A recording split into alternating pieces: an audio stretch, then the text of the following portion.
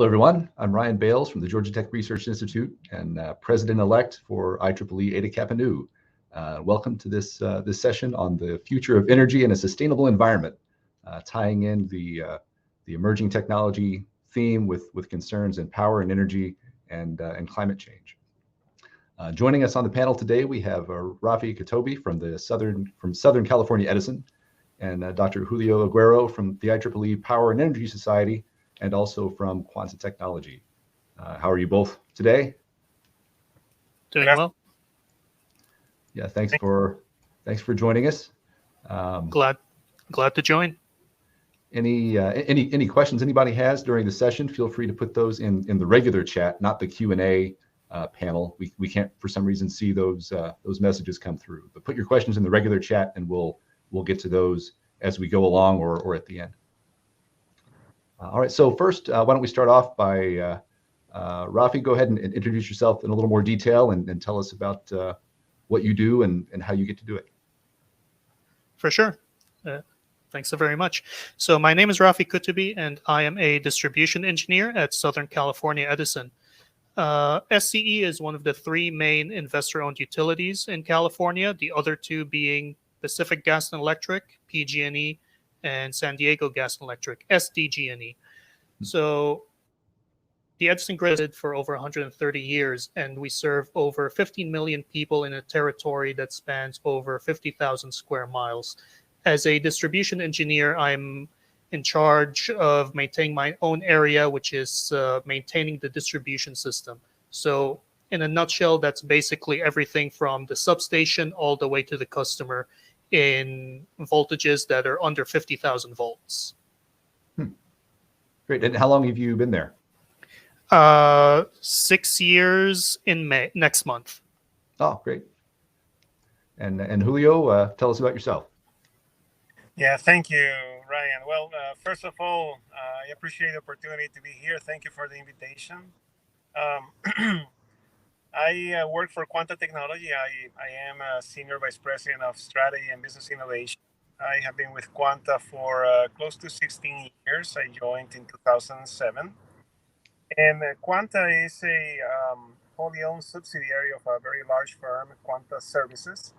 What we do at Quanta is we are, at the core, we are a consulting firm, but we have diversified, and now we do also testing. We develop hardware and software solutions, and we are very active in the industry. So through those activities, I got involved in IEEE. Actually, I did it before joining Quanta many years ago when I was a grad student. I joined as a student member in 2000, so it's been 23 years already. And most of my involvement with IEEE has been in the Power and Energy Society, and within the Power and Energy Society, in the technical committees of the Power and Energy Society, specifically within the Transmission and Distribution Committee. So I'm serving right now as vice chair of that T&D committee. But I've also, over the last 3 years, I have been involved in the governing board of the Power and Energy Society. I'm currently serving as vice president of chapters and membership. So, but my background, my professional background is I'm a distribution guy like Rafi. So I think we'll have a lot of fun today in this conversation. Before joining Quanta, I lived in Nicaragua, Honduras, and also Argentina, and I worked for a utility, a national utility back in Honduras for 5 years. I also worked for the local regulator, the National Energy Commission, and I have been also a university professor back home in Honduras, and also here in the U.S. I have been an adjunct professor. So yeah, that's more or less my background. Okay, great. It sounds like we have a couple of the right people to answer some of these questions. I'm looking forward to talking with you. So why don't we jump right in then? What new energy related technology are you each most excited about? Julio, let's start with you. Thank you. Well, I think that over the last 20 years, it's amazing what has happened with our industry, the power and energy industry. As I was mentioning before, I used to work for a utility in the 90s, And at the time, I remember that we did have a few distributed generators. These were small hydros, but they were certainly the exception. There were just a few feeders in which we had those generators, and they were very special cases. And now, let's move forward 30 years, and it's amazing. This distributed generation and distributed energy resources in general are now intrinsic components of modern power distribution systems. And that has changed things completely, of course. So I'm really excited about what is coming, because I think that we already disrupted this part of the industry with the introduction of distributed resources. Now we have electric transportation, electrification in general. But I think that the missing link is energy storage. And of course, we have energy storage, but we don't have enough, and we need more. And I think that we need to explore new chemistries. We need to explore long-term energy storage, and we also need to explore more monitoring, protection, automation, and control at the grid edge, what we call the grid edges. And what I mean by that is very close to end users. In service transformers, secondary systems, in those areas where we have secondary systems. So I think that the grid has to evolve into something similar to an industrial system. So in a factory, in an industrial facility, you monitor basically everything, right? You have power quality meters, and you know exactly what is going on in every single node of the facility, especially when you have sensitive processes. So I think that we are heading in that direction. So that means that we need to invest more in sensors, in data collection. But collecting data is not enough. We need to process that data. So I think that analytics is another area in which we need to do a lot of additional work. And then the final component would be artificial intelligence. As we know, especially the last few days, artificial intelligence has been in the news quite a bit. And every day there is a new development. So I think that in the next decade, we'll see all of those different pieces coming together. So I'm excited about that. Yeah, that's great. Rafi, how about you? What energy-related technology are you most excited about coming along? Yeah, so Southern California Edison really prides itself on being a values-driven company, safety being the top one. So we do have actually a lot of pilot programs that we're hoping to later use much more frequently that really just emphasize on safety initiatives as well as reliability initiatives. So we do have programs, for example, that emphasize on, for example, detecting and limiting ground fault currents, which is the most hazardous type of faults we can have because that is a public safety hazard. The initiative itself is called the, let's see if I got it here. I actually had to do some research for this. The Rapid Earth Fault Current Limiter, aka REFCL. We also have our open phase detection initiative, which is basically using having automated devices that immediately can detect the absence of one of the phases if there's a power line that goes out, that before it even hits the ground. So in less than 1.5 seconds, before it even hits the ground, we're able to tell that one of the phases is out, so we can't have a potential fault there. So those are a couple of those. We obviously work on maintaining and upgrading the grid as is. So we do have a lot of automated devices in order to limit the amount of outages and limit not just the frequency, but just the duration of those outages. So we do have those in flight. Now, Julio also mentioned DERs, distributed energy resources. So I think the advantage of being here in California is that California has very aggressive carbon neutrality goals.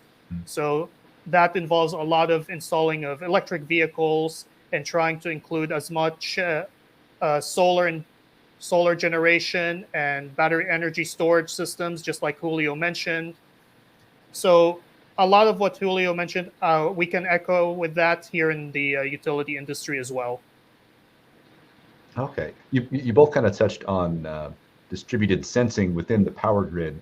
Can you say a little bit about what's the degree of resolution right now as far as what you can tell about things that are going on the power grid in terms of currents and faults and things like that? What kind of spatial or geographical resolution do we have now on the block by block level, or is it larger or finer?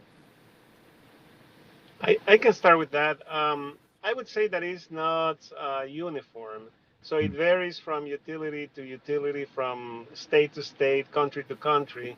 I would say that probably in general, utilities have visibility, what we call visibility, good visibility over substations, distribution substations. Of course, the transmission grid, the generation part, the bulk power system, that one is well covered in general.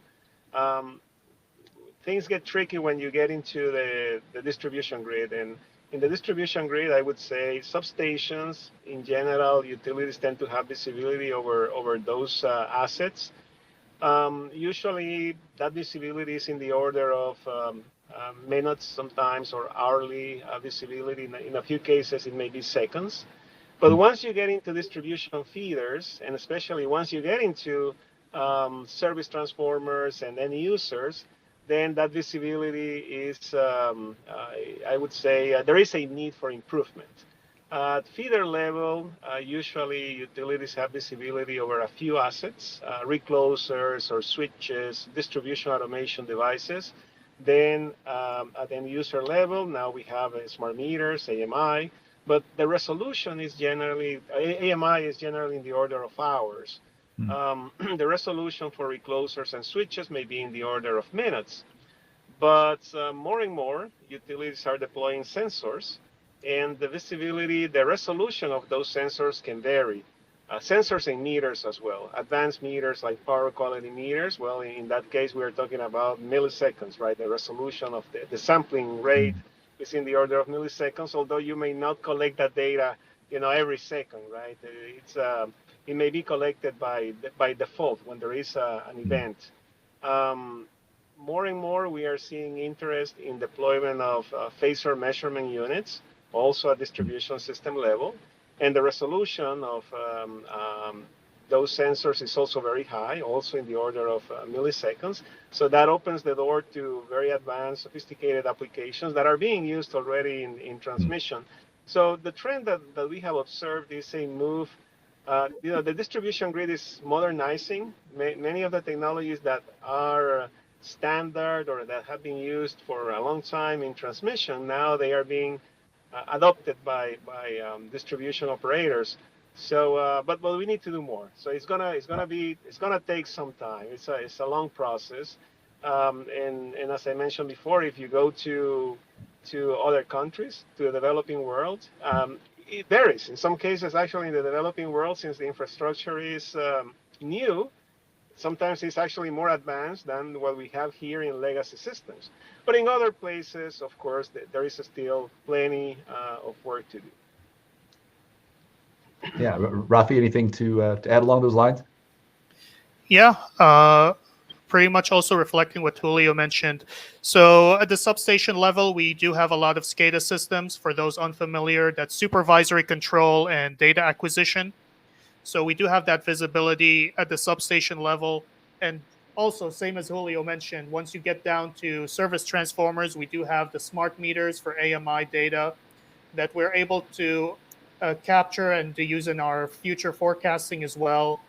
We also have equipment within the field reclosers, field automated switches, field capacitors that are automated, as well as fault indicators. Those also help paint the bigger picture when we have to obtain data in order to help forecast future load or any kind of power quality investigations. All of that automation, all of that data really helps us paint a bigger picture whenever we're troubleshooting an issue.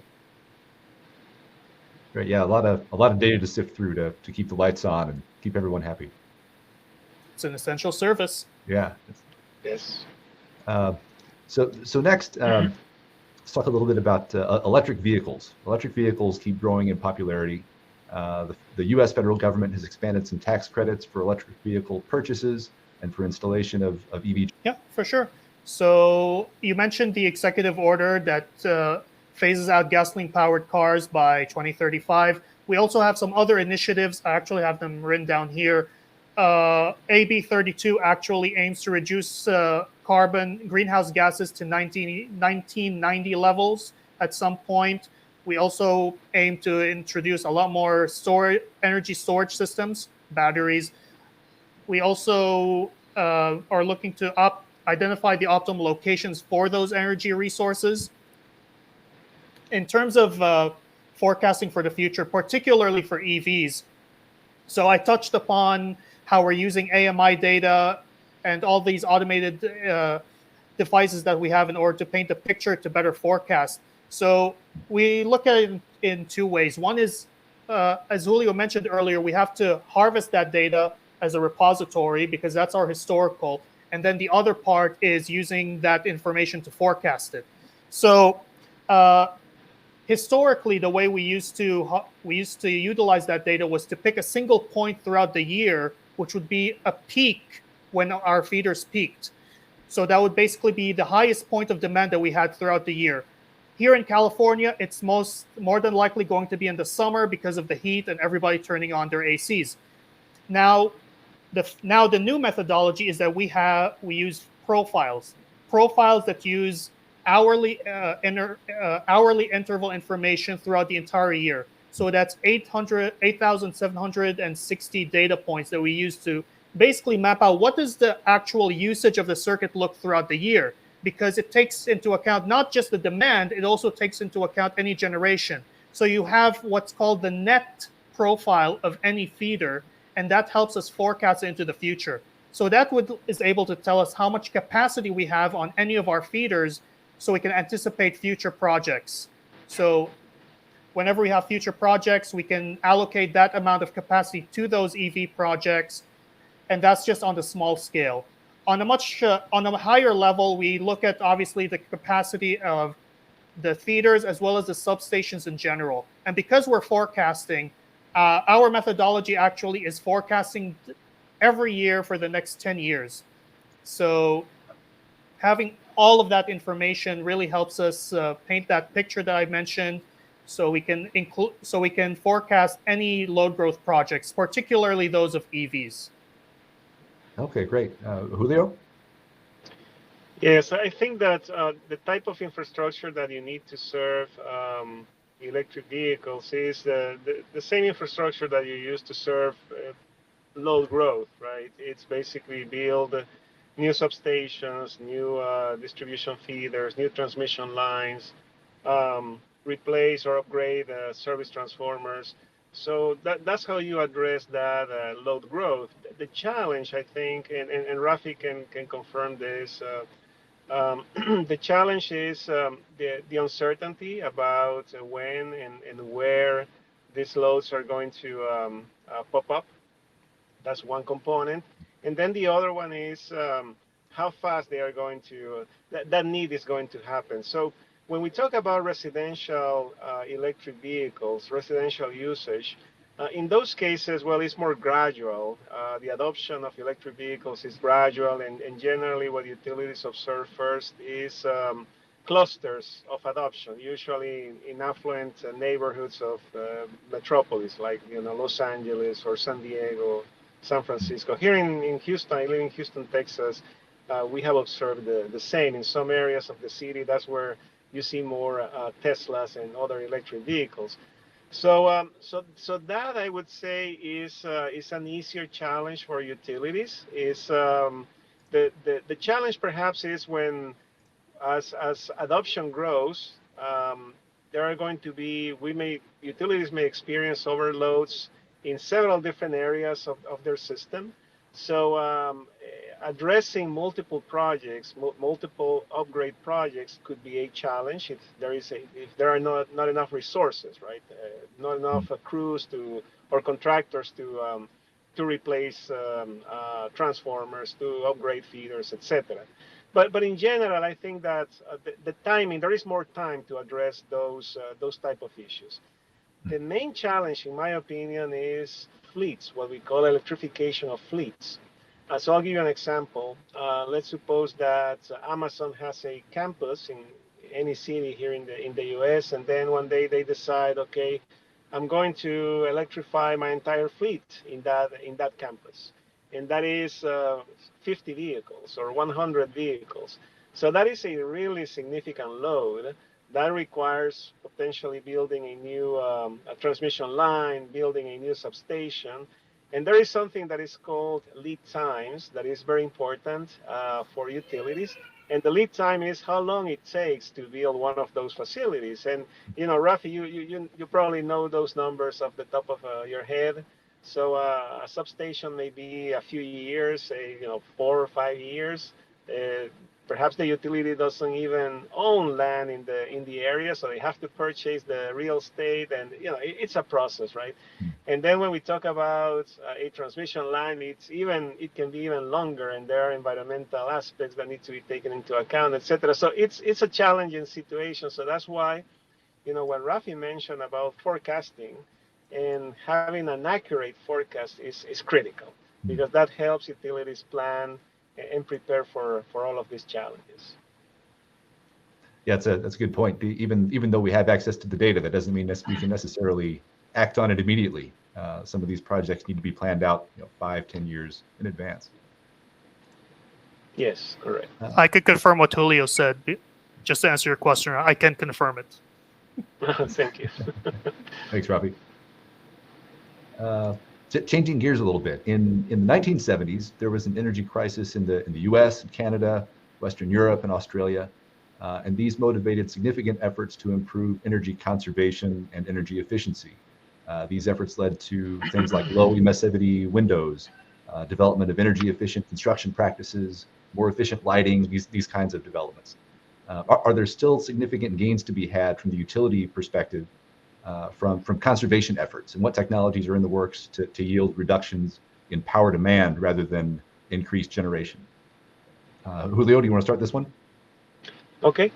Yeah. So let me give you an example here in Texas, right? The short answer is yes. I think that there is an opportunity. There have been recent studies specifically referring to Texas about the savings that can be attained by enhancing the insulation of homes. Here in Texas, I would say it's not like when you go to the Northeast or you go to the Midwest, homes are very well insulated for winter, right? Or for summer as well. So my experience living 10 years here in Texas, I would say that there is an opportunity to improve insulation, and thinking about the summers, summers are really brutal here in Houston, and the humidity is very high. So by improving insulation at homes, we would be able to reduce peak demands, because in summer peak demands, a very important component of peak demands is due to air conditioning systems. So the more efficient the insulation at homes, then the lower the demand from air conditioning systems, and that would contribute overall. That would contribute with improving the stability and the operational security of the system. Every summer over the last few years in the ERCOT market, there have been some challenges, right? You probably are aware. I mean, it's public information in the news. Calls for conservation of energy, and well, in California, I think that you guys have experienced something similar over the last few years. So yes, there is an opportunity. I believe that there is an opportunity to further implement this type of initiatives. I think that there has been significant progress before this interest in electrification and electric vehicles. For many years, utilities, I would say probably around a decade or more, many utilities experienced actually flat load growth.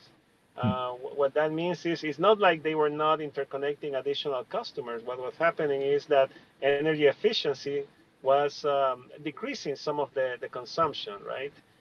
So yeah, there were improvements over several years, but I think that we can still do more.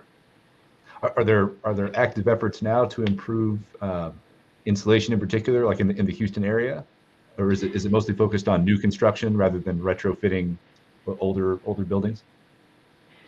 I think that there is interest. I'm not aware of specific initiatives, any concrete initiatives. I think that there are rebates and those type of things, especially from the federal government. At state level, I'm not completely sure. I know that there has been, after Winter Storm Uri a couple of years ago, when we had a blackout and almost the collapse of the system. After that, I know that there has been plenty of interest in this type of measures, along with winterization of generation facilities and other additional measures. So I know that there are discussions, ongoing discussions, but I'm not aware of concrete initiatives. Okay, thank you. Rafi, what about you? What do you think about conservation efforts, maybe particularly in California? Yeah, I see that there's a huge benefit to that. So now, for any new residential construction that we have in the state, it must have solar panels on the roofs. That's a must. So that's one of the California's initiatives, and obviously there's the IEEE standard 1547, which is about the interconnection of DERs. So that's one thing. I'm trying to check my notes here. Also, in terms of conservation efforts, yes, one of the programs that we do implement is demand response, which is basically proactively having the utility control the residential thermostats in order to help reduce peak loads, especially during summertime. Demand response programs basically provide incentives for reducing the electricity usage, especially when it's high. I remember around 2.5 years ago, we actually had, the system was very close to getting to maximum capacity here in California. As a result, the state had decided it would be best to implement emergency blackouts. So unfortunately, I was one of those who did experience it for an hour or so. So back to the original question. So I still do see the importance of having those conservation efforts, because if we're able to conserve energy to a point where we don't reach the maximum capacity of what we have in terms of resources, then people don't need to get shut off. The reason the shutoffs were being proactive was because if you actually get to capacity or exceed the capacity, then you risk equipment failure. And getting those back online will take a lot longer than an hour or so. You don't want to have people, especially those who are, infrastructure that feeds critical infrastructure, such as hospitals or just regular residential people who might have medical conditions. That is the importance of maintaining those peaks. Sure. Yeah. If you push the system to the limit or beyond, it's much worse for everyone. Mm-hmm. All right. Thank you both. Let's see. Nuclear power is a somewhat less frequently discussed source of carbon-free electricity. What can each of you say about the current state of nuclear power infrastructure? Rafi, could you start this one? Yeah, I can. Not sure how much I can provide. So around the 2012-2013 timeline, we did have the San Onofre nuclear generating station. Unfortunately, around the time, there were some defects in the equipment and has since been closed and retired. And right now they're in the process of decommissioning. However, in California, we still have the Diablo Canyon generating station, which provides around 9% of the state's power. It feeds roughly 3 million people. So there was the effort to shut it down as well, but I think that has since received some traction. There have been some interveners saying that basically this is a need that we can't really lose. So I think it's slowly kind of getting a comeback, especially with this one remaining existing station. So hopefully at some point we can go forward a bit in terms of, especially when you think about either equipment defects or any kind of leakage. So hopefully we can get to a point where the safety of these facilities is much more maintainable. Yeah, definitely. I mean, 9% of the of demand for all of California for that large a pool is an impressive figure. That would be tough to replace. Julio? Yes, I think that nuclear is certainly another component of that generation mix that we need for the future. I mean, I know that it can be a controversial subject. Um, I guess that it depends on who you talk to. Well, no, we lost Julio. Let's see. That's unfortunate. Yeah, hopefully he'll come back on soon. In the meantime, yeah, kind of on the same topic, I thought I saw just recently that the Diablo Canyon station had its operating license extended another 5 or 10 years, something like that. If I remember correctly, it was supposed to be closed by 2025, but as I mentioned, there were some interveners, and basically you have that need. So I think that it has been extended as a result of that. It's very hard to just come up, like you said, with 9% of generating power. Yeah. If I'm not mistaken, I believe our biggest nuclear generating station is in Arizona, the Palo Verde generating station, I believe. Okay, yeah, that one sounds familiar. Yeah, I want to see. Yeah, the Palo Verde generating station. Do you happen to know, since you've compiled so much information ahead of time, do you happen to know what its capacity is, or compared to California? I'm putting you on the spot. Not at the top of my head. I would have to get back to you on that. Sure, thanks. While we wait for Julio to come back, we can jump ahead a little bit. Rafi, what technologies look most promising for supporting distributed renewable power generation? We've touched on that a little bit in our talk today. What technologies do we need to help support greater distributed power generation? So maybe as a starting point, I mentioned here in California, solar is a very big thing. The 2018 mandate that all new residential must have solar. We do have a lot of substations that we have where we are also interconnecting battery storage systems, which can serve as emergency backup in case we lose a certain feeder or even a substation. Basically, it's emergency power for like 8 hours or so. Wind is also not as big, because the issue really with the wind is that it has to be, you have to find, basically it has to be worth it, because you need to have very strong winds in a certain area throughout the entire year, not just through maybe summertime. So I think it was the 2017-2018 timeline where we opened up the Tehachapi wind power generating station. It's around 710 megawatts worth of power throughout the year, because this particular area, we do have year-round winds that can provide that power. So that's in terms of these technologies that we have that I can think of at the top of my head. We also have some hydro projects as well, such as in Shaver Lake in the Big Creek area. Now, in terms of interconnecting them, so we've talked a little bit about telemetry and the SCADA information that we have, just in terms of tracking that information and all that. In terms of interconnecting, Julio touched upon it a little bit. So obviously, there are always issues with whatever technology you have. There's never a perfect solution. We know that as engineers. So some of the issues that you can have as excessive generation is an overvoltage condition, because, and this is something where we in California, what we have we call it Rule 2, where basically we have to serve customers in a plus minus 5% bandwidth of the service voltage. Otherwise, equipment might malfunction.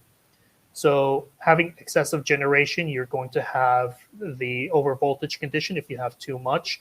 So we have to upgrade the system either by so we have to upgrade the existing system either by doing simple reconductors, upgrading the overhead conductors or underground cables, either by adding that telemetry so we can see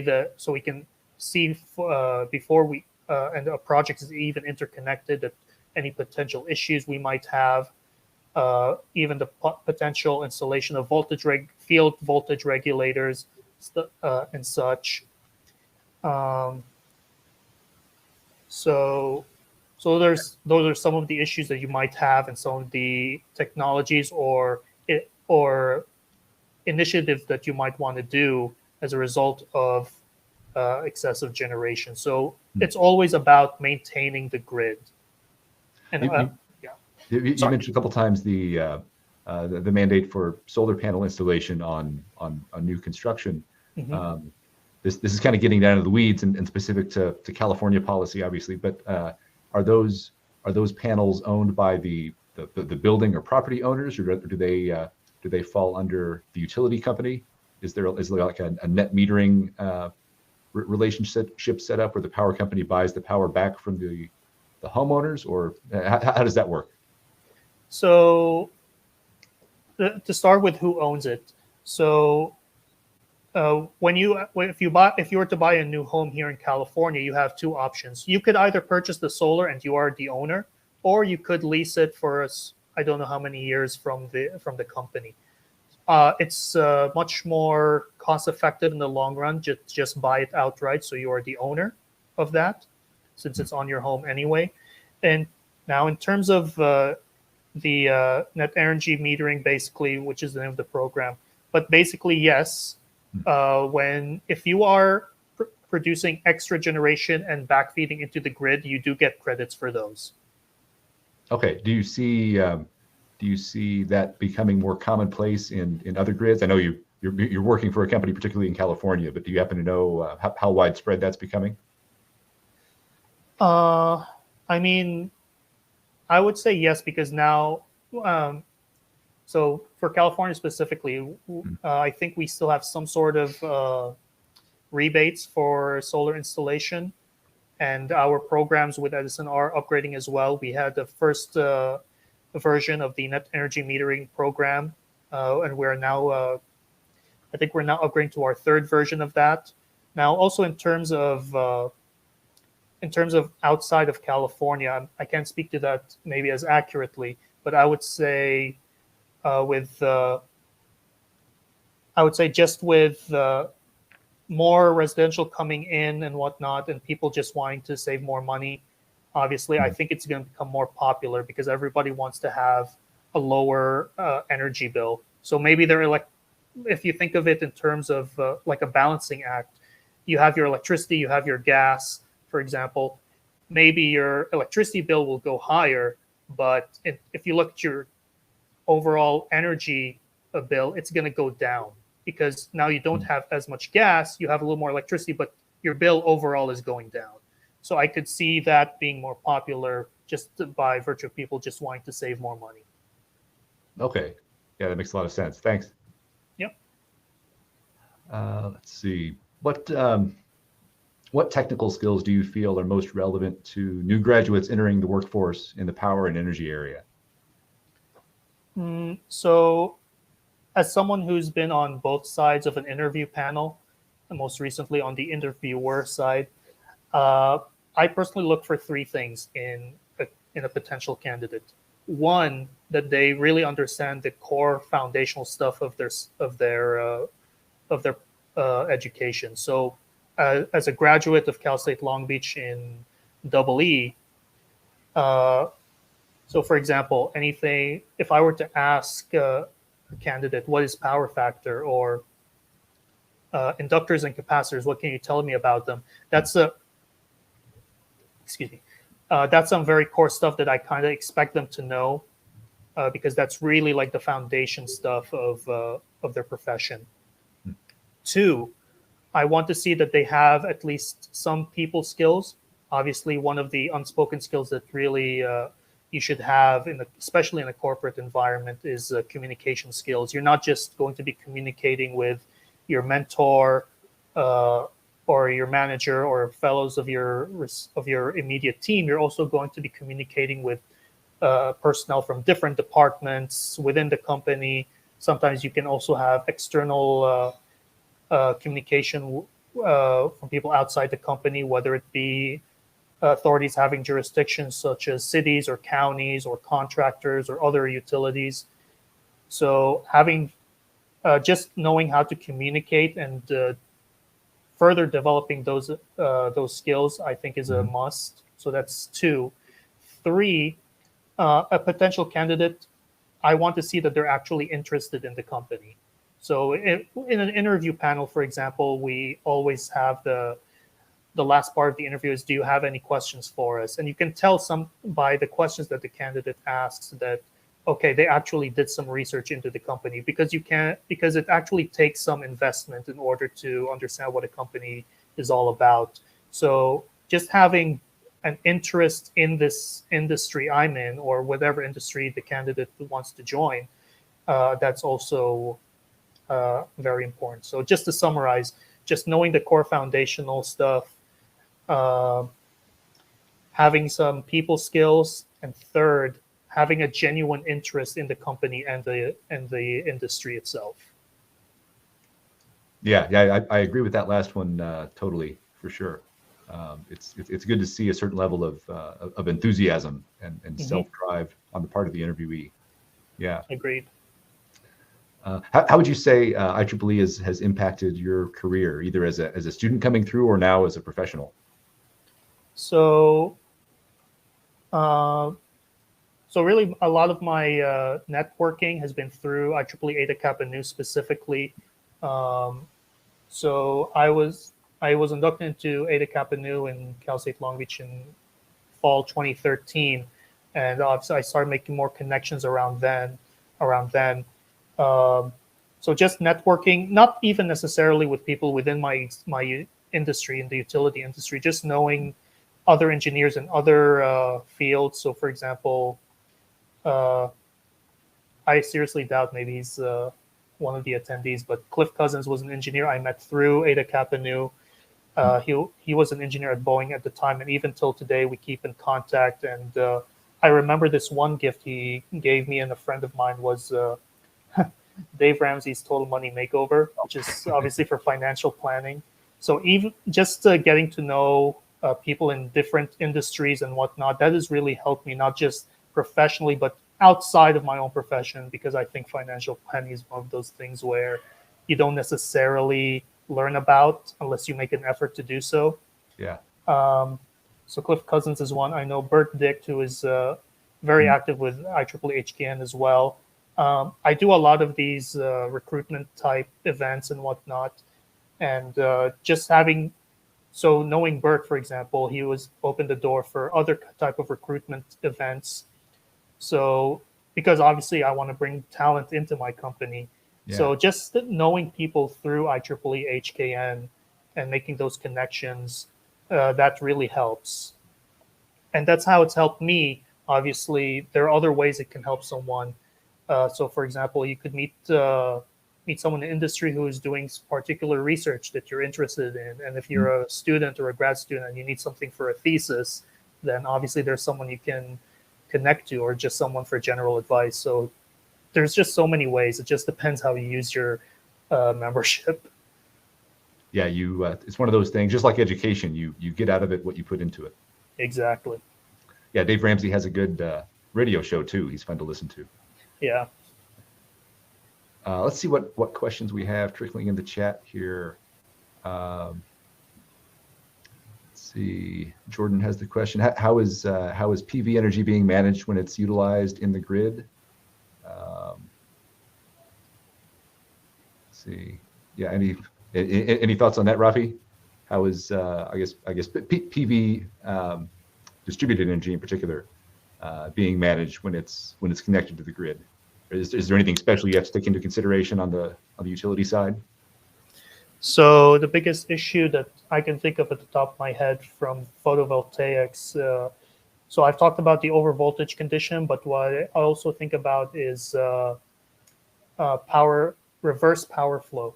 So you see that, and that's why it's very important to have telemetry, particularly that of watts and vars, because it can tell you if there is an excess of megawatts or megavars on the system, because it's sending it back into the grid. So we always think of the traditional power grid as from the source all the way to the customer. Now, with the evolving grid, you have a two-way power flow. So if you have an excess of watts going back into the grid, or an excess of VARs sometimes when you have excess capacitors, that goes back into the grid, back into the substation, into the transformers. So you want to be able to see that telemetry in order to basically help maintain the life of that equipment, because obviously they're not cheap. A distribution voltage level transformer, I think before inflation was $3 million. Maybe it's 4 or 5 now.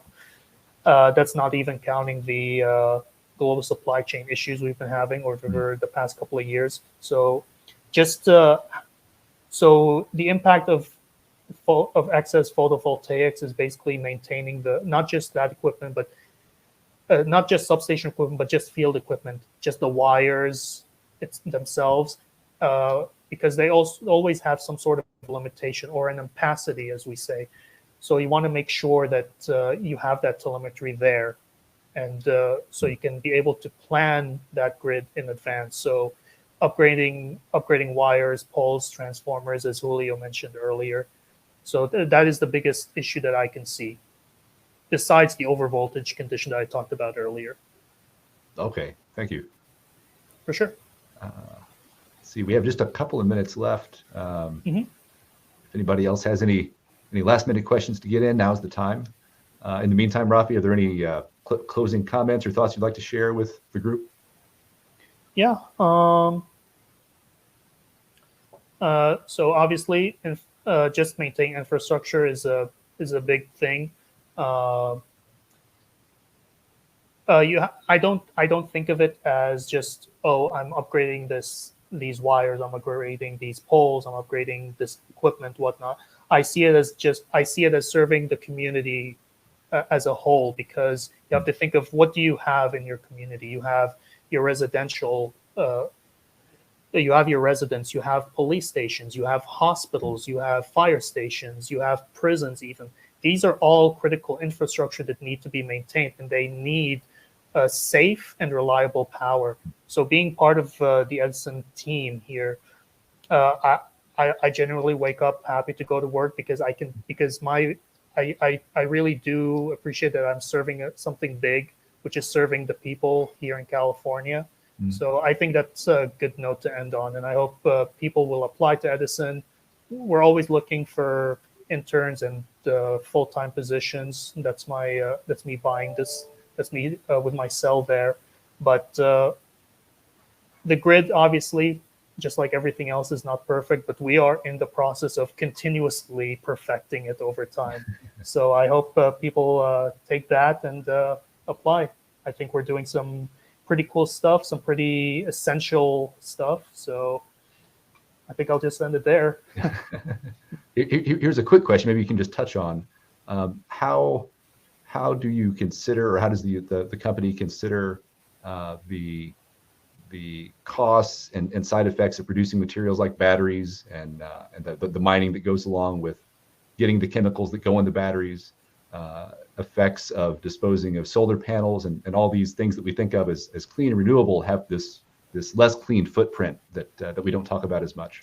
What can you say about how that's factored into the analysis of those alternative energy sources?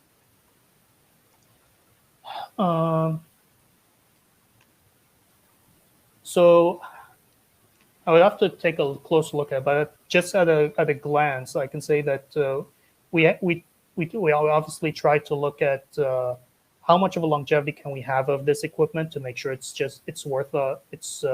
basically worth our return on investment. As Edison, we hire not just electrical engineers, we hire all sorts of engineers, and that includes chemical engineers who basically can work on the standards that are required on the standards required for the processes for disposing of that material safely. because like I said, our first main value is safety. So even that equipment, we want to make sure we dispose of it accurately and safely. So I can come back to you with a much more research answer, but at a glance, yes, we do hire chemical engineers as well to look at how to dispose of that material safely.